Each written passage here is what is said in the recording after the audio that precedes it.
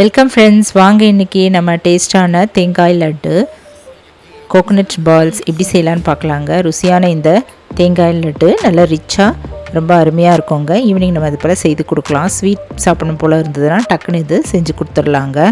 வாங்க இதை எப்படி செய்யலான்னு பார்க்கலாம். இப்போ இதுக்கு 1.5 கப் அளவு தேங்காய் துருவி எடுத்து வச்சுட்டேங்க. ஒரு 1/2 கப் அளவு பால் பவுடர் மில்க் பவுடர் எடுத்துக்கலாம். 1/2 கப் அளவு சுகர் எடுத்துக்கலாம். கொஞ்சமாக நெய் எடுத்துக்கலாங்க.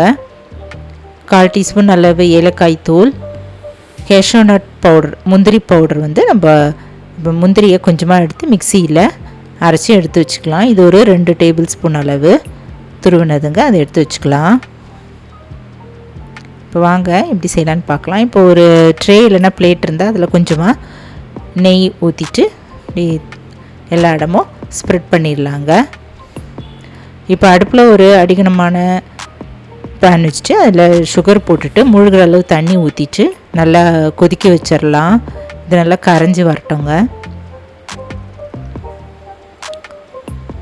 இந்த சக்கரெல்லாம் நல்லா கொதித்து நல்லா இப்படி கையில் இப்படி தொட்டு பார்த்தா நல்லா பிசு பிசு பதம் வர வரைக்கும் நல்லா கொதிக்கட்டும். சக்கரை வாசனைலாம் நல்லா போகிற வரைக்கும் நல்லா கொதிச்சிருச்சுங்க. லைட்டாக அப்படி பிசு பிசுப்பு வரும்போது நம்ம இந்த தேங்காய் இதில் போட்டுடலாம். 1.5 கப் அளவு தேங்காய் போட்டுட்டு கூடவே பால் பவுடர் அதையும் போட்டுக்கலாங்க. இப்போ நம்ம துருவி வச்சுருக்கிற முந்திரி துருவல் அதையும் போட்டுட்டு ஏலக்காய் தூள் போட்டுக்கலாம். போட்டு நல்லா கிளறலாங்க. நல்லா கிண்டிகிட்டே இருக்கலாம். இந்த பால் பவுடரும் நல்லா கலந்துட்டு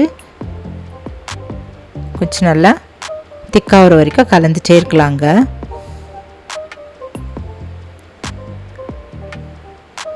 இப்போ இது மேலே கொஞ்சமாக நெய் கொஞ்சமாக ஊற்றிக்கலாங்க. ஒரு ஸ்பூன் அளவு நெய் ஊற்றிட்டு நல்லா கலந்துக்கலாம். இப்போ நல்லா இந்த பால் பவுடர்லாம் சேர்ந்து வந்துருச்சுங்க. எல்லாம் கரைஞ்சி நல்லா திக்காகிற கன்சிஸ்டன்சி வந்துருச்சு. இப்போது இன்னும் கொஞ்சமாக நெய் இதில் ஆட் பண்ணிக்கலாம். மொத்தமாக இதில் ஒரு 4 ஸ்பூன் அளவு தான் நெய் ஆட் பண்ணுங்க. நல்லா கலந்துட்டு இப்போ உருட்டுற பதம் வந்த பிறகு நம்ம ஸ்டவ் ஆஃப் பண்ணிவிட்டு இறக்கி வச்சிடலாங்க. இது ஒரு பிளேட்டில் கொட்டி வச்சிடலாம்.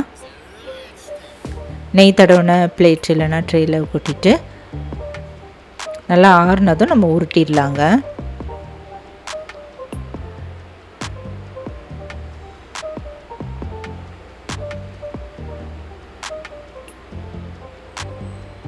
இப்போ நல்லா ஆறிடுச்சு. இப்போ கையில் நெய் எண்ணெய் இதெல்லாம் தடவிட்டு நம்ம சின்ன பால்ஸாக கொஞ்சம் சின்ன இந்த பெரிய நெல்லிக்காய் சைஸ் அளவு உருண்டையாக எடுத்துகிட்டு உருட்டிக்கலாங்க. உள்ளங்கையில் வச்சு இந்த போல் உருட்டிக்கலாம். நல்லா ரிச் டேஸ்டான இந்த கோகோனட் பால்ஸ் நீங்களும் ட்ரை பண்ணி பாருங்கள். சின்ன பசங்களுக்கெலாம் ரொம்ப விரும்பி சாப்பிடுவாங்க.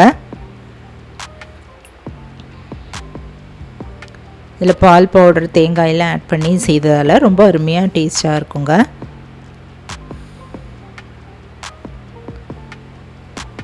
முந்திரி பருப்பு எல்லாமே சேர்த்து செய்தால ரொம்ப நல்லாயிருக்கும்.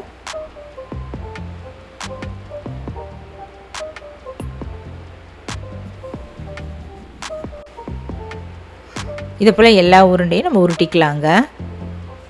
நல்ல டேஸ்டான கோகோனட் பால்ஸ் நீங்களும் இது போல் ஒரு முறை ட்ரை பண்ணி பாருங்கள். இதை நம்ம ஃப்ரிட்ஜில் வச்சு கூட நல்லா ஸ்டோர் பண்ணி சாப்பிட்லாம். டேஸ்டான இந்த ஸ்வீட் ரெசிபி நீங்கள் ட்ரை பண்ணி பார்த்துட்டு எப்படி இருக்குன்னு சொல்லுங்கள். இந்த வீடியோ பிடிச்சதுன்னா என்னுடைய சேனலான குக்கிங் வித் சித்ரா அன்பு சேனலை சப்ஸ்கிரைப் பண்ணிக்கோங்க.